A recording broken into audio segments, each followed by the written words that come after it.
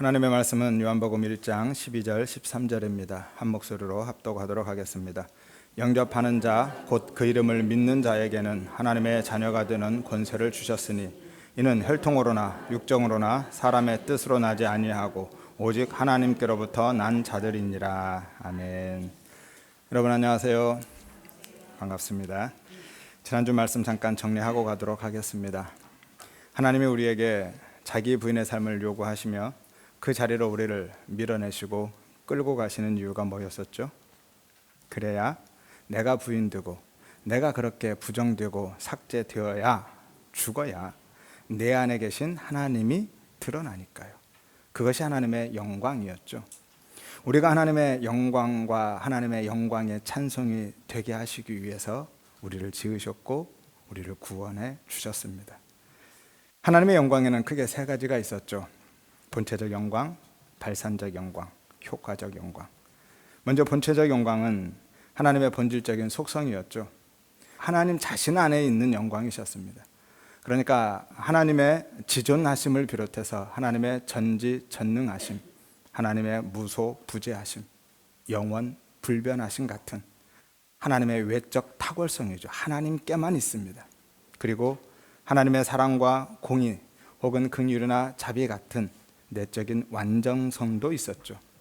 그리고 발산적 영광은요, 하나님이 특정한 시간이나 장소에 가시적으로 임하는 것이었죠. 구름이나 불 혹은 천사와 빛 같은 것으로 나타나는 것을 하나님의 발산적 영광이라고 합니다. 하지만 그 하나님의 영광은 사실은 온 우주에 가득하다 말씀드렸죠. 왜냐하면 하나님이 당신의 영광을 넣어서 온 세상을 지으셨기 때문에. 그래서 온 세상에 하나님의 영광이 가득하죠.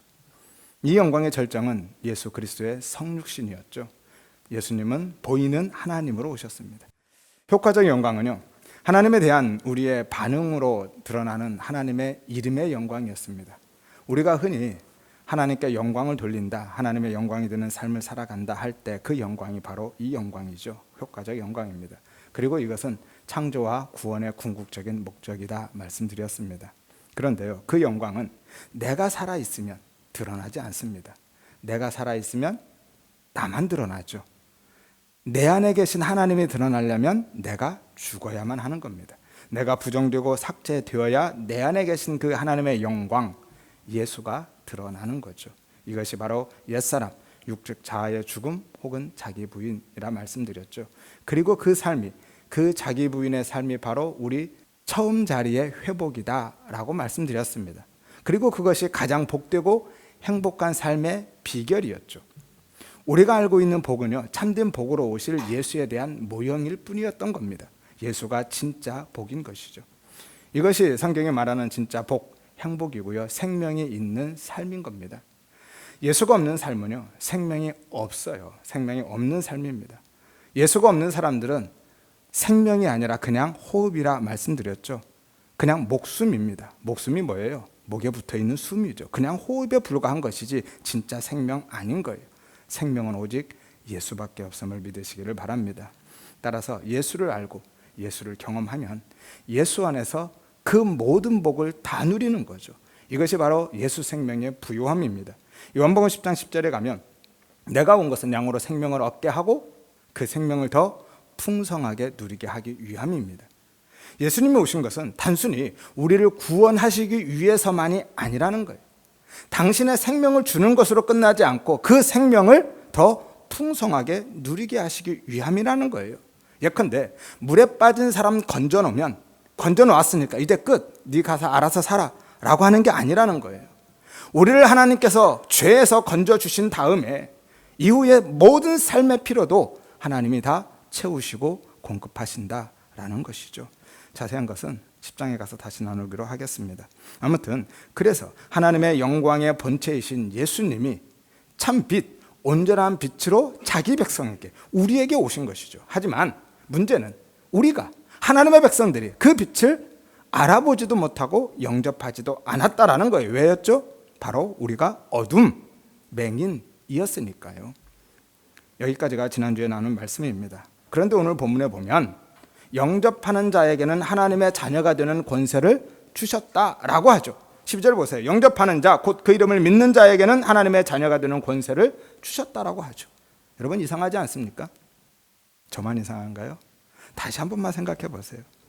영접하는 자에게 자녀가 되는 권세를 주셨다라는 것은요, 뒤집어 보면 영접하는 자들이 있었다라는 거잖아요. 그런데 바로 앞에서는 뭐라고 하셨죠? 없었다면서요. 영접은커녕 알아보지도 못했다면서요. 어떻게 된 거죠? 그리고 이 말씀만 보면은요, 마치 스스로 그 빛을, 예수를 믿고 받아들여서 하나님의 자녀가 되는 권세를 획득할 수 있는 것처럼 보이죠. 따라서 우리가 그렇게 스스로 믿음을 선택해야 구원받을 수 있는 것 같은 뉘앙스를 풍겨주고 있습니다. 이것 말씀드리면 한참 돌아가는데요, 그래도 정말 중요한 이야기라서 조금 더 설명드리고 가도록 하겠습니다. 성경을 읽다 보면요, 실제로 이런 느낌의 말씀들이 곳곳에서 발견되죠. 그래서 알미니안주의자들이 자기들의 주장의 근거로 사용하는 성경 구절들이기도 합니다. 몇 군데만 확인해 보고 가도록 하겠습니다. 사도행전 16장 30절에서 31절에 보면 빌립보 감옥의 간수가 질문을 하죠. 내가 어떻게 해야 구원을 얻습니까? 바울이 대답합니다. 주 예수를 믿으라. 그러면 너와 내 집이 구원을 얻으리라. 주 예수를 믿으라. 선택할 수 있는 능력이 마치 그 간수에게 있는 것처럼 보여지죠. 인간이 스스로 믿음을 선택할 수 있는 것처럼 보여집니다. 마음만 먹으면 언제든지 믿음을 선택하고 예수를 믿을 수 있는 것처럼 보여진다라는 것이죠. 마태복음 23장 37절입니다. 암탉이 그 새끼를 날개 아래 모음같이 내가 내 자녀를 모으려 한 일이 몇 번이더냐. 그러나 너희가 원하지 아니하였다 라고 하죠. 로마서 10장 9절입니다. 내가 예수를 주로 시인하여 하나님께서 그를 죽은 자 가운데서 살리신 것을 내 마음에 믿으면 구원을 받으리라. 계시록 3장 20절이죠. 내가 문 밖에 서서 두드리노니 누구든지 내 음성을 듣고 문을 열면 내가 그에게 들어가 그로 더불어 먹고 그는 나로 더불어 먹으리라. 이 말씀들도요, 가만히 보면 인간이 마치 스스로 하나님을, 믿음을, 구원을 선택하거나 예수를 영접할 수 있는 것처럼 보여지죠. 내가 받아들일 수도 있고 내가 거부할 수도 있는 것처럼 보여집니다. 그래서 그래야 한다고 채근하고 있는 것처럼 보여진다라는 것이죠. 그리고 영접하기만 하면 누구든지 구원을 얻을 수 있는 것처럼 보여지죠. 마치 알미니우스의 만인 구원론을 지지하는 것처럼 보여집니다. 한 군데만 더 보죠. 히브리서 6장 4절에서 6절입니다. 한번 빛을 받고 하늘의 은사를 맛보고 성령에 참여한 바 되고 하나님의 선한 말씀과 내세의 능력을 맛보고도 타락한 자들은 다시 새롭게 하여 회개할 수 없나니 라고 하죠. 이 말씀은요, 심지어 우리가 믿음을 유지해야 하고 만일 믿음을 저버리면 구원을 잃어버릴 수 있다, 구원에서 탈락할 수 있다 라고 하는 것처럼 보여지죠. 따라서 많은 사람들이요, 스스로 믿음을 선택해서 구원을 받고 받은 구원도 내가 스스로 나의 의지로 나의 노력으로 지켜가야 하는 것처럼 생각한다라는 거예요. 만약에 그렇지 않으면 구원을 받을 수 없고 받은 구원에서도 탈락할 수 있는 것처럼 생각한다라는 거예요. 그래서 어떡하죠? 끝까지 믿음을 지키기 위해서 정말 인간적인 혹은 종교적인 열심을 내게 되는 거예요. 감리교나 오순절 교회를 비롯한 많은 교파들이 그렇죠. 그런데 만일 여러분도 그렇게 생각하고 계시다면, 아직도 내가 선택하고 내가 구원의 힘을 보태야 된다고 생각하고 있다면 처음부터 다시 배우셔야만 합니다. 가장 기본적인 개혁주의 5대 교리조차도 이해하지 못하고 계신 거예요. 앞에서 언급한 말씀들은 하나하나 다 설명하면서 반박해 드릴 수도 있지만 시간 관계상 근본적인 원리, 개혁주의 5대 교리를 다시 정리해 드리는 것으로 가름하겠습니다. 더 필요하신 분은 개인적으로 찾아오시기를 바랍니다.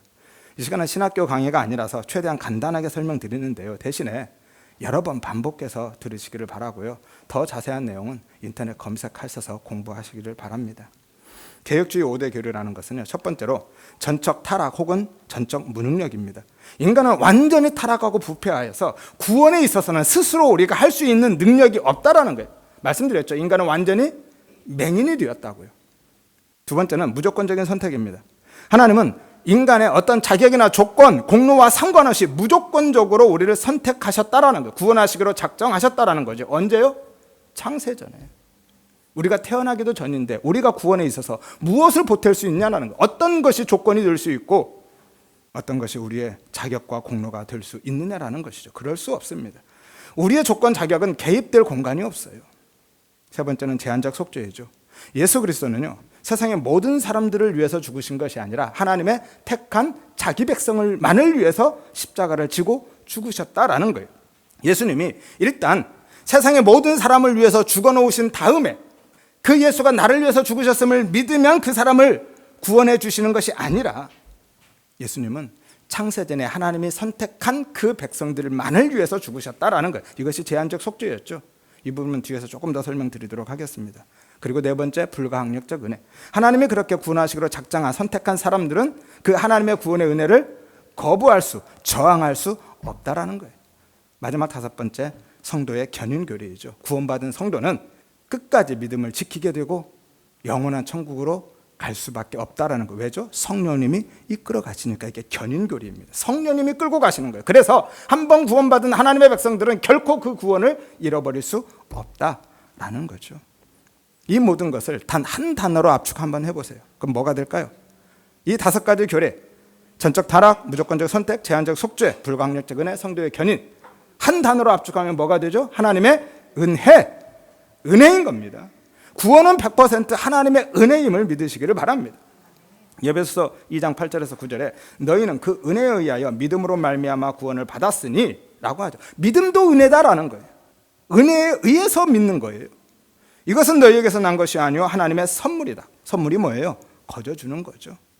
행위에서 난 것이 아니니 누구든지 자랑하지 못하게 하려 합니다. 만약에요, 내가 선택하고 내가 믿은 거라면 그 자체가 나의 행위가 되죠. 그 자체가 조건이 되고 자격이 되는 거예요. 성경을 읽다 보면 가끔 같은 사안을 두고 서로 충돌하는 것처럼 보이는 말씀들이 있죠. 그럴 때는 뭐라고 그랬어요? 성경이 틀린 게 아니라 내가 틀렸다고 했죠. 성경을, 그 본문을 다른 관점에서도 바라보고 해석할 수 있는 것이 아니고요, 이렇게 볼 수도 있고 저렇게 볼 수도 있는 것이 아니라 내가 잘못 알고 있는 것이고요, 잘못 이해하고 있는 거예요. 앞서서 말씀드린 그런 말씀들을 우리가 잘못 이해하고 있고 잘못 알고 있는 거죠. 따라서 알미니안주의들이 주장하는 근거로 사용하는 그 말씀들은 전부 다 우리가 잘못 이해하고 잘못 해석하고 잘못 생각하고 있는 거예요.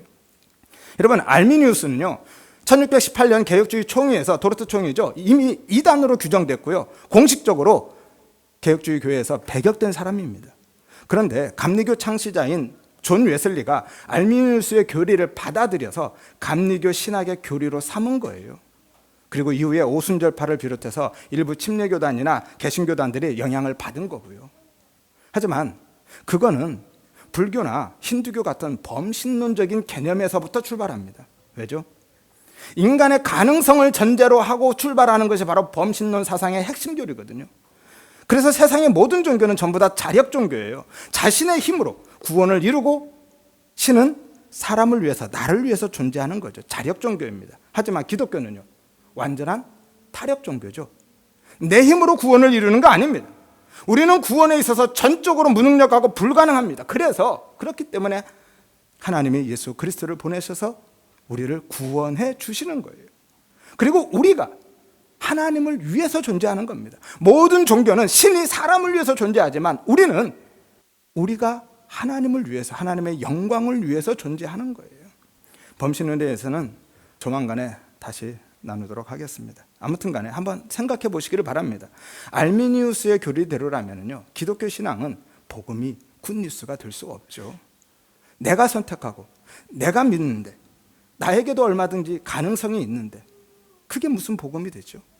그건 내가 선택하고 내 믿음이 자격이 되어서, 조건이 되어서 마땅히 내가 받아야만 하는 대가와 보상이 되는 거잖아요. 은혜의 선물일 수가 없습니다. 그리고 만약에 우리의 구원에 보탬이 될 만한 다른 여지가 우리 안에 남아있다면 예수님이 왜 굳이 십자가를 지고 돌아가셨죠?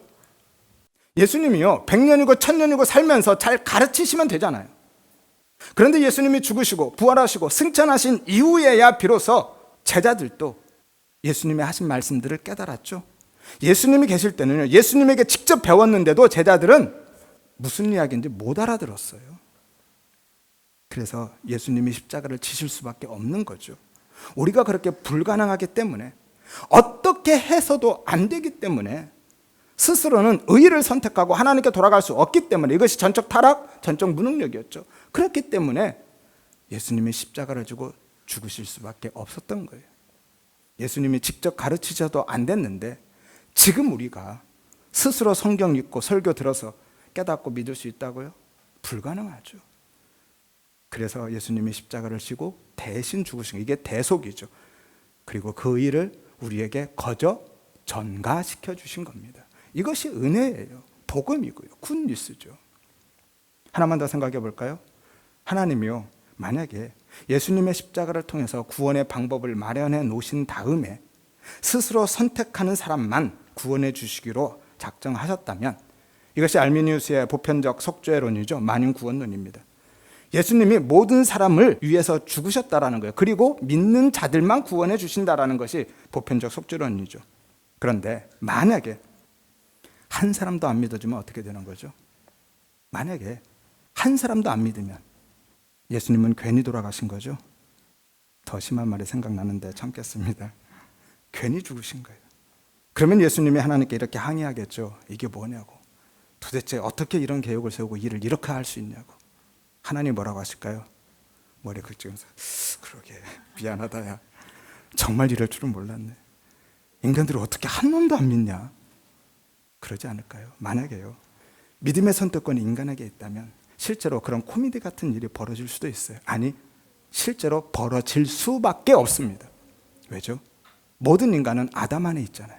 아담 안에서 태어났기 때문에, 아담 안에서 선악과를 입에 물고 태어났기 때문에요, 모든 인간은 아담과 동일한 선택을 할 수밖에 없거든요. 100번 1000번 기회를 다시 줘도요, 은혜가 아니면 항상 결과는 똑같아요.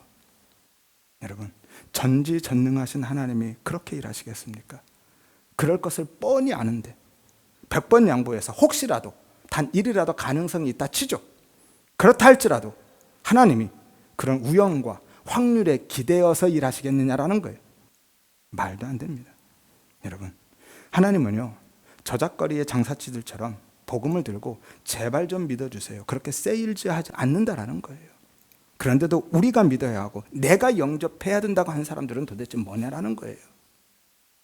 오늘 본문도 한번 보세요. 12절에 영접하는 자 곧 그 이름을 믿는 자들에게는 하나님의 자녀가 되는 권세를 주셨다라고 하죠.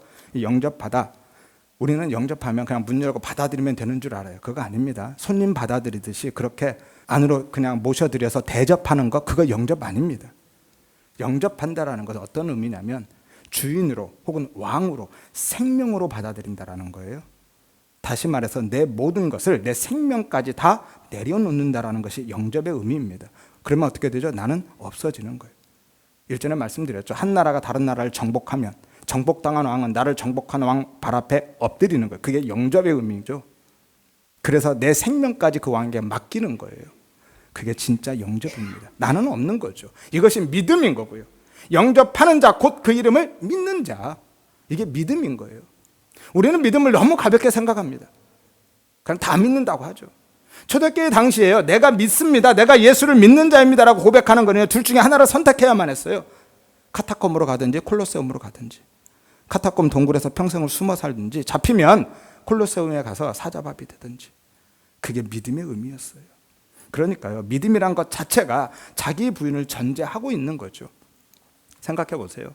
예수를 믿는다, 영접한다라는 것은요, 내 안에 예수를 생명으로 받아들인다는 건데, 예수가 내 안에 들어오신다라는 거잖아요. 이게 믿음이거든요. 그런데 내 안에 내가 가득하면, 내 안에 내 생명으로 가득하면 예수가 들어오실 수 있어요? 예수가 내 생명이 될 수 있습니까? 불가능하죠. 내가 비워져야, 내가 부인돼야, 내가 부정되어야 예수를 믿고 예수를 마음에 영접할 수 있는 거예요. 그래서 예수님이 나를 비워내고 들어오시는 거예요. 그런 노래도 있죠. 내 속엔 내가 너무도 많아. 시인과 촌장 하덕규 씨의 노래인데요, 가시나무라는 노래죠. 말씀 준비하다가 생각나서 한번 찾아봤습니다. 그런데 가사가 너무 은혜가 되더라고요. 앞부분만 잠깐 읽어드리겠습니다. 머리도 식힐 겸 한번 들어보시기를 바랍니다. 내 속엔 내가 너무도 많아. 당신이 쉴 곳 없네. 내 속엔 헛된 바램들로 당신이 편할 곳 없네. 내 속엔 내가 어쩔 수 없는 어둠, 당신이 쉴 자리를 뺐고 내 속엔 내가 이길 수 없는 슬픔, 무성한 가시나무 숲 같네. 여러분 어떻습니까? 웬만한 CCM 가사보다 왔죠? 하덕규 씨가 지금은 목사가 되었던 것 같은데요, 이상한 복음성보다 훨씬 낫습니다. 그런 복음성들 있죠. 내 소원 이루는 날 속히 오리라. 모든 병을 고쳐주마 주 약속하셨네. 이건 복음성도 아니고 찬송가 안에 있어요. 예수님 언제 그런 약속하셨죠? 그러면 예수 믿는데 가난하고 병든 사람들은 뭐가 되죠? 이게 라오디게아 교회의 특징이에요. 내 속엔 내가 너무도 많아. 계시록 3장 20절입니다. 아까 앞에서 읽어드렸는데요, 다시 한번 읽어드릴게요. 내가 문 밖에 서서 두드리노니 누구든지 내 음성을 듣고 문을 열면 내가 그에게로 들어가 그로 더불어 먹고 그는 나로 더불어 먹으리라 라고 하죠. 이 말씀은요, 우리가 불신자들에게 복음을 제시하고 영접기도 시킬 때 많이 쓰죠. 마음의 문을 열고 예수 영접하면 예수님이 들어오신다, 그래서 구원받는다, 그렇게 이야기합니다. 하지만요, 이 말씀은 불신자들에게 하신 말씀이 아닙니다. 전도용으로 하신 게 아니라, 그럼 누구에게 말씀하셨죠? 라오디게아 교회. 왜죠?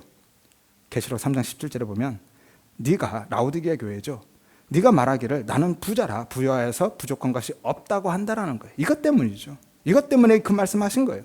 그들은 실제로 부자였기 때문에, 한마디로 세상적으로 크게 성공한 교회였기 때문에, 그래서 부족한 것이 없다라고 생각했어요. 실제로 없었습니다. 그들 안에 다른 것이 가득했다라는 거예요. 그래서 예수님을 문 밖에 쫓아낸 거죠. 더 이상 예수님이 필요 없었어요. 이게 바로 오늘날 우리의 모습이라는 거죠. 내 안에 세상적인 복으로 가득하고 내 속이 나로 꽉 차 있는 거예요. 그래서 예수님을 문 밖에 쫓아낸 자들, 바로 우리죠. 그러다가 필요할 때만, 아쉬울 때만 불러들여서 도와달라고 하죠. 그래서 오늘날 예수가 없는 교회, 심지어 예수가 없는 목사, 예수가 없는 성도들이 많다라는 거예요. 이제 처음으로 다시 돌아가겠습니다. 아무튼 내가 비워져야 예수를 영접할 수 있고 예수를 믿을 수 있다라는 거예요. 따라서 영접하는 자, 예수를 믿는 자들이 있었다라는 것은요, 그렇게 비워진 자들, 자기 부인이 일어난 자들, 어둠이 물러간 자들이 있었다라는 거예요. 그런데 바로 앞에서는 뭐라고 했다고요? 없다라고 했죠. 10절에서 11절 보세요. 알아보지도 못했고 영접하지도 않았다라고 하는 거죠. 이게 이상하죠. 그럼 어떻게 된 겁니까? 어떻게 맹인이 빛을 알아볼 수 있었죠? 어떻게 어둠이 빛을 영접할 수가 있습니까? 이게 어떻게 가능해요? 바로 다음 구절에 답이 있죠. 13절 보세요. 이는 혈통으로나 육정으로나 사람의 뜻으로 나지 아니하고 오직 하나님께로부터 난 자들이다 라고 하죠. 그 일이 어떻게 가능했냐고요? 하나님이 낳으셨다라는 거예요. 하나님이 낳으셔서. 여기서 하나님께로부터 난 자들에서 나타와 앞에서 육정과 혈통, 사람의 뜻으로 나지 아니하고 할 때 나타와는 전혀 다른 단어입니다. 전자는요, 에크라는 전치사예요. 혈통과 육정, 사람의 뜻으로 나지 아니하고 할 때 이 나타는 전치사인데요, 뭐뭐로부터, 뭐뭐에 의해서, 뭐뭐로 말미암아라는 의미죠. 후자는요, 하나님께 낳으셨다라는 이 나탈은 겟나오라는 동사입니다. 나타, 출산하다. 진짜 자녀를 낳는 것을 의미해요. 직접 자녀를 출산할 때 이 단어를 쓰는 거죠. 따라서 세상이, 어둠이, 맹인들이 스스로 빛을 알아보고 영접하고 믿은 게 아니라 하나님이 낳은 자들이 빛을 알아보고 영접했다라는 거예요. 직역하면 이렇습니다. 혈통에 의한 것 아니다. 육정에 의한 것도 아니다. 사람의 뜻에 의한 것도 아니다. 오직 하나님이 낳은 자들이다라는 거예요. 이것이 예수를 믿고 하나님의 자녀가 되는 유일한 방법이다라고 이야기하는 거죠. 혈통은요, 혈연관계죠. 유대인들은 아브라함의 후손이라는 그 혈통을 하나님의 백성됨의 구원의 근거로 믿었죠. 근데 그것 아니다라는 거예요. 육정은요, 사람의 욕망에 의한 선택과 결정을 의미하는 거예요. 그리고 거기에서부터 나오는 세상적인 모든 가치 체계들을 이야기하고 있습니다. 그러니까 부나 권력, 명예 같은 것들이요. 그것도 아닌 거예요. 사람의 뜻은요, 인간의 이성적인 의지와 노력, 열심을 의미하죠. 율법 지킴의 행위나 윤리, 도덕적인 삶을 이야기합니다. 그것도 아니라는 거예요. 그것으로 하나님의 자녀가 되는 것 아니다. 그것으로 믿고 영접한 것 아니다라는 거예요. 그걸로는 안 되고, 그것은 구원의 조건 자격도 아니고요. 오직 하나님의 낳은 자들, 하나님이 낳은 자들 은혜로 된다라는 거예요. 야고보서 1장 18절에 하나님이 당신의 뜻에 따라, 우리의 뜻 아니죠. 하나님의 뜻입니다. 진리의 말씀으로 예수로 우리를 낳으셨다라고 하죠. 에베소 1장 5절이죠. 그 기쁘신 뜻대로 우리를 예정하사, 여기서도 하나님의 뜻이죠. 우리 뜻 아닙니다. 하나님이 선택하셨고 예수 그리스도로 말미암아 자기의 아들이 되게 하셨다 하죠. 로마서 9장 16절입니다. 원하는 자로 말미암음 아니다. 원한다고 되는 것 아니다라는 거예요. 다른 박질하는 자로 말미암도 아니다. 노력한다고 되는 거 아니라는 거죠. 오직 긍휼히 여기시는 하나님으로 말미암습니다. 하나님의 긍휼, 은혜로 되는 것이라는 거예요. 만약에 혈통으로 된다면요, 믿는 집안에서 태어난 사람은 다 예수 믿어야 되죠. 다 천국 가야 되는 거잖아요. 육종으로 가능하다면요, 돈 많고 유명한 사람은 다 예수 영접해야 되는 거죠. 부자들은 다 천국 가야 되는 겁니다. 사람의 뜻으로 할 수 있다면요, 착하고 선하게 사는 사람들은 다 천국 가야 되죠. 하지만 그건 아니죠.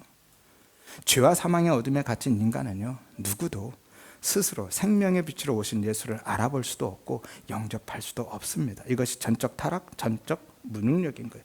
정도에 있어서 뿐만이 아니라 범위에 있어서까지 완전히 타락하고 전적으로 무능력하다라는 거예요. 그런데도 빛을 알아보고 믿음으로 영접했다라는 것은 그 빛이 먼저 뚫고 들어와서 어둠을 몰아냈다라는 거예요. 그래서 가능한 겁니다. 이것이 누가복음 15장의 양동탕 비유이죠. 무슨 탕이요? 양동탕, 생태탕이나 뭐 갈비탕 그런 거 아닙니다. 이 세 비유는 모두 다 찾아오심의 사건이었죠. 그리고 찾아짐의 사건이었습니다. 잃어버린 양 누가 찾아왔습니까? 주인이 찾아왔죠. 4절에서 6절에 보면 잃은 양을 찾을 때까지 찾아냈다라고 하죠. 그런데 놀랍게도 7절에 보면 그것을 뭐라고 해요? 회개다라고 해요. 이와 같이 죄인 한 사람이 회개하면이라고 하죠. 찾아와 놓고 그가 회개했다라고 하는 거예요. 잃어버린 동전 드라카마 누가 찾아왔습니까? 주인이 찾아왔죠. 8절에서 9절에 등불을 켜고 온 집을 쓸며 찾았습니다. 그런데도 동일하게 그것을 뭐라고 한다고요? 회개다. 10절에 이와 같이 죄인 한 사람이 회개하면. 그러니까요, 진짜 회개는 내가 돌아가는 게 아니에요. 하나님이 나를 찾아오신 거죠. 이것이 본문의 영접, 믿음의 의미인 거예요. 찾아오심의 사건이에요. 그래서 집 나간 탕자도 스스로 돌이켜서 돌아온 게 아니라 말씀드렸죠. 아버지가 그를 찾아오신 겁니다. 성령님을 통해서 그의 마음에 들어가신 거예요. 이것이 구원이죠. 그래서 구원은 100% 은혜다라는 거예요.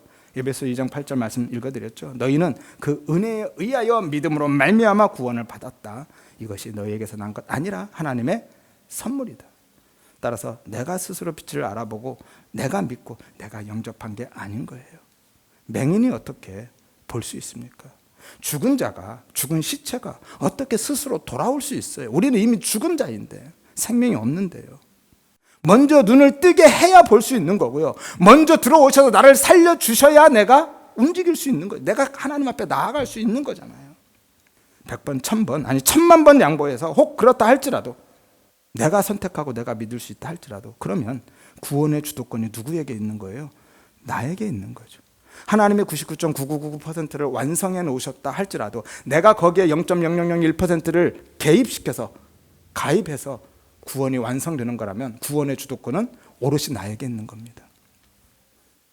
그러면 그 구원이 뭐가 돼요? 은혜가 아니라 대가와 보상이 되는 거죠. 마땅히 받아야만 하는 거예요. 따라서 빛을 알아본 것도요, 그리고 그 빛을 보고 믿게 된 것도, 그리고 믿고 영접하게 된 것도 오직 은혜여야만 하는 거예요. 이것이 기독교와 다른 종교의 차이점 중에 하나입니다. 모든 종교는요, 사람이 먼저 신을 찾아가죠. 그리고 그 앞에 무엇인가를 내놓고 내가 원하는 것을 요구합니다. 보상을 요구해요. 하지만 기독교는요, 하나님이 먼저 우리를 찾아오시는 거예요. 그리고 아무 조건도 자격도 공로도 없이 그냥 거저 주시는 거예요. 이게 은혜라는 거예요. 에베소 1장 4절에서 6절에 창세전에 우리를 선택하시고 예정하셔서 아들이 되게 하셨다잖아요. 창세전에. 그때 우리가 한 게 뭐가 있습니까? 태어나지도 않았는데. 이는 그가 사랑하시는 자 예수 안에서 우리에게 거저 주시는 그의 은혜의 영광에 찬송이 되게 하려 함이라 라고 말씀하잖아요. 따라서 예수를 믿고 하나님의 자녀가 되는 것은요, 오직 은혜임을 믿으시기를 바랍니다. 어떤 은혜죠? 하나님이 우리를 직접 낳으신 은혜. 이것이 새 창조잖아요. 하나님이 낳으신 거예요. 그래서 우리가 새 사람이 되는 거고 새 생명이 있는 거고요. 새로운 피조물이 되는 겁니다. 우리의 기존의 생명이 업그레이드 돼서 새롭게 되는 것이 아니라 우리의 옛 생명은 예수 안에서 죽는 거고요. 예수님의 빛으로 들어오는 순간 우리는 죽은 자가 되는 거예요. 예수님이 나를 죽이고 들어오시는 거거든요.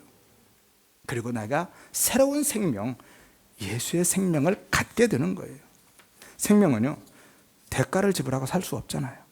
생명은요, 노력해서 얻을 수 있는 게 아니잖아요. 그럼 생명은 어떻게 주어지는 거죠? 오직 생명이 있는 자가 나아야. 그런데 생명은 누구에게만 있어요? 하나님께만요.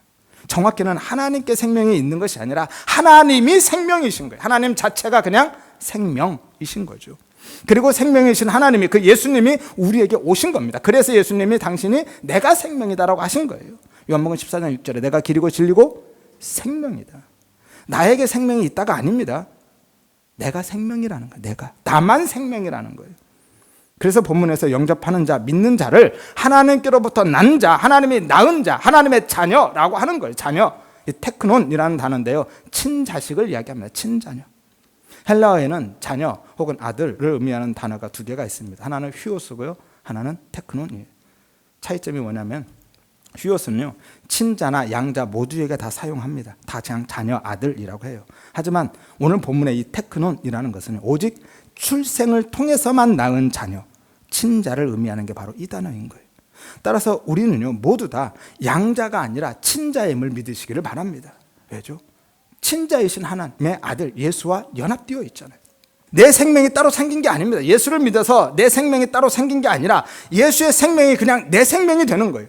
생명이신 예수님이 내 안에 들어오셔서 내 생명으로 계시는 겁니다. 그래서 예수가 없으면 생명이 없다라고 하는 거예요.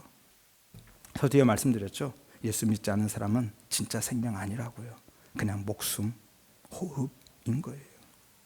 그러니까 내가 예수를 믿어서 내가 새로운 생명이 되는 것이 아니라 내 안에 생명이신 예수님이 사심으로 생명이 있는 자, 하나님의 자녀가 되는 거예요. 정확히는 성령님을 통해서 예수가 내 안에서 사시는 거죠.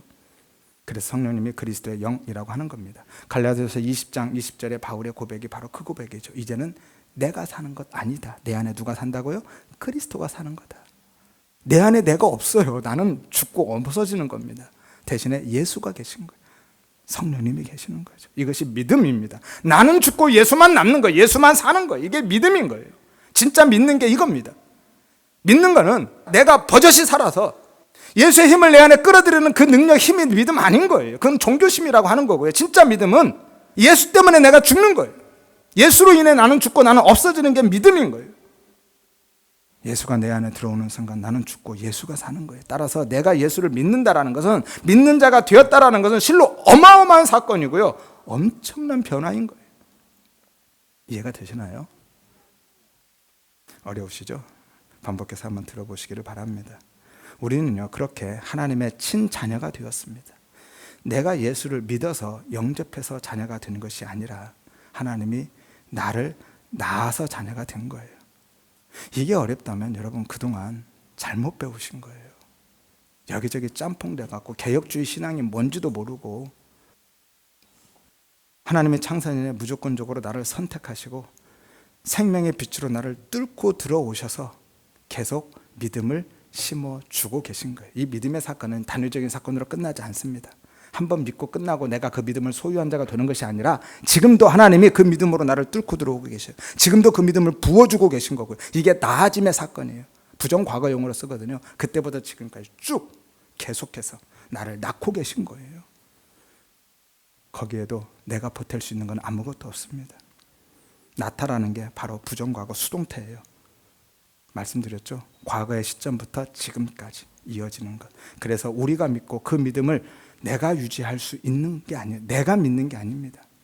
하나님이 지금도 계속 우리를 낳고 계시는 거죠. 믿음도 은혜도 생명도 다 마찬가지예요. 내가 사유하고 있는 게 아닙니다. 저수지처럼 내 안에 품어두고 내가 필요할 때 언제든지 믿음을 꺼내 쓰고 은혜를 꺼내 쓰고 그럴 수 있는 게 아니에요. 믿음, 은혜, 생명이라는 것은요, 수돗물처럼 광야의 만나처럼 하나님이 계속 공급해주고 계신 거예요. 이것이 하나님이 우리를 낳고 계시다라는 거죠. 매일, 매 순간 하나님이 당신의 생명을 우리에게 넣어주고 계신 거고요. 내 생명을 붙들고 계신 거예요. 온 우주도 마찬가지입니다. 스스로 존재하는 게 아니에요. 지금도 그리스도가 온 우주를 붙들고 계셔요. 이게 섭리인 거죠. 그래서 존재하는 겁니다. 우리의 믿음, 구원 역시 마찬가지고요. 그래서 성도의 견인교리가 나오는 거예요. 하나님은 그렇게 붙들고 끌고 가시는 거예요. 내가 유지해 가는 게 아닙니다. 그래서 우리의 구원이 확실하다라고 말씀드리는 거예요. 만약에 내가 선택하고 내가 믿고 내가 그 믿음을 유지하고 붙들고 가는 거라면 우리는 죽을 때까지 구원을 확신할 수가 없어요. 천주교인들처럼. 그들은 죽을 때까지 구원 확신 못합니다. 대죄 하나만 지어도 바로 지옥행이거든요. 그래서 죽을 때까지 불안해하죠. 그리고 하나님이요, 만일 아무리 해도 너는 안 되겠다라고 포기해버린다면요, 내가 믿음을 유지하지 못해서 제대로 살아나지 못해서 하나님이 야 너는 진짜 안 되겠네, 그냥 지옥으로 가라 라고 포기해버린다면 하나님이 전지전능하신 분 아니시죠? 하나님은요, 당신의 택한 백성을 반드시 최종적인 목적지로 천국으로 이끌고 가심을 믿으시기를 바랍니다. 그런데 문제는요, 하나님의 그 은혜의 통치가, 하나님이 나를 그렇게 은혜로 끌고 가시는 일이 아담 안에 있는 타락한 우리의 본성과 반대 방향이라는 게 문제예요. 그래서 하나님이 나를 은혜로 끌고 가시고 은혜로 통치하시는데도 불구하고 나는 그것을 고난으로 체감된다라는 것, 혹은 징계로 느껴지는 것이죠. 하지만 그 과정 속에서 성도의 거룩한 삶, 자녀의 신분에 맞는 삶, 이른바 성화가 일어나는 거죠. 이것이 12절에서 말씀하는 하나님의 자녀가 되는 권세, 자녀의 권세인 거예요. 헬라어에는 권세, 힘, 파워, 능력으로 번역할 수 있는 단어가 여러 가지가 있습니다. 대표적인 말씀 한 구절만 읽어드릴게요. 에베소 6장 10절에서 11절입니다. 너희가 주 안에서와 그 힘의 능력으로 강건하여 주고 마귀의 관계를 능히 대적하기 위하여 하나님의 전신갑주를 입으라 라고 하죠. 여기서 힘, 능력, 강건, 능히, 이 단어들이 전부 다 능력, 힘, 권세로 번역할 수 있는 단어들이죠. 힘은요, 물리적인 힘이죠. 강력함을 의미합니다. 능력은요, 정치적 힘, 권세를 의미하죠. 강건은요, 흔들림 없는 견고한 내면의 힘을 의미하고요. 능히는 여러분이 잘 아시는 디나미스라는 단어예요. 엄청난 폭발력과 가치적인 능력을 갖는 것, 기적적인 능력이죠. 여기서 다이나마이트라는 단어가 나왔죠. 우리는 대부분 능력하면 이것만 생각해요. 그래서 예수 믿으면 엄청난 폭발적인 혹은 기적적인 능력을 소유하게 된다라고 착각하죠. 하지만 오늘 본문의 권세는요, 엑수시아라는 단어입니다. 물리적으로 강한 힘도 아니고요, 정치적 권세도 아니고, 내면의 강건함도 아니고, 폭발적인 기적적인 능력은 더욱 아닌 거예요. 이 단어의 의미는 뭐냐면 신분의 격상으로 인해서 주어지는 권리 그리고 권위, 그거예요. 그러니까 우리가 예수 믿으면 모두가 부자가 되고 병이 낫고 마음이 항상 평안하고 그런 거 아닙니다. 한마디로 팔자가 구자로 쭉 펴지고 만사형통과 무병장수 혹은 일취월장 승승장구의 삶을 살아가는 것 아니라는 거예요. 그럴 것 같으면 예수 믿는 사람 중에 가난하고 병든 사람 하나도 없어야 되죠. 전부 다 부자 되고 다 강건해야 되죠. 그렇다고 그런 일이 전혀 없다라고 말씀드리는 게 아닙니다. 하나님의 자녀의 권세가 물리적이고 경제적이고 정치적인 그런 힘과 능력을 의미하는 게 아니라는 거예요. 그런 힘과 능력은요, 필요하면 필요에 따라서 하나님이 주실 수도 있고 안 주실 수도 있어요. 하지만 예수를 믿는 모든 성도에게는 하나님의 자녀의 신분에 맞는 권리와 권위를 반드시 주신다라는 거죠. 이것이 자녀의 권세의 의미입니다. 여기서 권리는 하나님 나라의 상속권을 의미해요. 로마서 8장 16절에서 17절에 성령이 친히 우리의 영과 더불어 우리가 하나님의 자녀인 것을 증언하나니, 여기서 자녀가 바로 오늘 본문과 동일한 테크논이라는 단어의 친자죠. 자녀이면 뭐라고요? 상속자다. 하나님의 상속자요, 그리스도와 함께한 상속자다라고 하죠. 그리고 권위는요, 다른 사람을 이끌어갈 수 있는 힘 혹은 영향력을 의미하고 있어요. 그 권위는 자신의 노력으로 스스로 얻는 게 아닙니다. 쌓아가는 게 아니에요. 그 사람의 신분에 의해서 자연스럽게 주어지는 것, 따라오는 겁니다. 또한 세상 나라에서의 그 권위라는 것은요, 지배하는 힘을 의미하지만 하나님 나라에서 권위는 섬기는 힘을 이야기하죠. 이것이 우리의 상급이라고 한번 말씀드렸죠. 섬김의 힘. 그리고 그 권리와 권위에는 반드시 책임과 의무가 수반되게 되어 있습니다. 이것이 엑수시아라는 단어 자체 안에 포함되어 있는 의미인 거예요. 그래서 권위가 있는 사람은 그 권위에 맞는, 권위에 합당한 삶을 살아가게 되는 거예요. 권위의식 말고요, 진짜 권위, 너 내가 누군지 알아? 이게 권위의식이고요. 권위는 그 사람의 신분에 맞는 삶이 밖으로 드러나는 게 권위인 거예요. 우리 성도에게 하나님의 나라의 상속의 권리와 하나님 자녀라는 그 신분의 권위가 주어진 것이죠. 세상에 나가서 나를 드러내고 나를 자랑하는 그런 힘과 권세, 능력, 그거 아닙니다. 잘 분별하셔야 돼요. 따라서 아직도 예수를 참 빛으로 발견하지 못하고 생명으로 경험하지 못한 분들은요, 어둠으로 가득한 내 영혼을 비춰주시기를 위해서 기도하시기를 바랍니다. 그 믿음의 은혜, 생명의 은혜를 구하셔야만 돼요. 가장 중요하고 가장 시급한 기도가 이 기도인 거예요. 주님, 나도 좀 비춰주세요. 나에게도 그 은혜 주세요. 예수가 내게 생명으로 경험되어 주게 해주세요. 그 기도 하셔야 되는 거예요. 그 은혜를 위해서 간구하시기를 바랍니다. 하여서 내 안에 어둠이 물러가고 생명으로 빛으로 가득한 하나님의 자녀로, 하나님 나라의 상속자로 살아가시기를 주의 이름으로 축원드립니다. 그리고요, 이미 그 은혜 안에 계신 분들은 그 생명의 풍성함을 누리며 살아가시기를 바랍니다. 예수 생명의 풍성함을, 부요함을 복으로, 행복으로 누리시기를 바라고요, 자녀의 신분에 맞는 그 권위에 합당한 삶을 살아가는 은혜를 구하시기를 바랍니다. 이것이 은혜의 통치죠. 하나님의 은혜로 나를 통치하시고 내 삶 전체를 그 은혜로 끌고 가시기를 위해서 기도하시기를 바랍니다. 하여서 상황과 환경, 형편이나 처지와는 상관없이 날마다 천국을 누리며 살아가시기를 바라고, 나아가서 다른 사람을 그 은혜의 나라로, 그 생명의 빛으로 삶으로 인도하는 권세를 가진 하나님의 자녀로 살아가시기를 주의 이름으로 축원드립니다.